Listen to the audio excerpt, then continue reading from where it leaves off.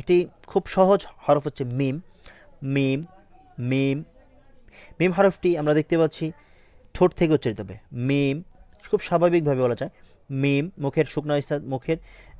শুকনো স্থান থেকে আমরা উচ্চারিত করব মিম। মিম অনেকটা নাকের অংশ থেকে উচ্চারিত হবে মিম মিম। এভাবে করে আমরা উচ্চারণ করব মিম হরফটি। আর মিম হরফটি আমরা লেখার ক্ষেত্রে আমরা এই নিয়মটা অবলম্বন করব। লেখার ক্ষেত্রে আমরা এই নিয়মটা অবলম্বন করব মিম হরফটা লেখার ক্ষেত্রে। মিম। আর আমরা মিম হরফের লেখ্যরূপ যদি আমরা দেখতে চাই, লেখ্যরূপের মধ্যে মূলত আসলে সহজ করে বলার জন্য বলছি, মিম হরফটির লেখ্যরূপ হচ্ছে এইভাবে করে আমরা মিম হরফটিকে দেখব। মিম হরফটির লেখ্যরূপ হচ্ছে এইভাবে করে আমরা মিম হরফটিকে দেখতে পারবো। মিম হরফের তিনটি রূপ হচ্ছে এই অবস্থা।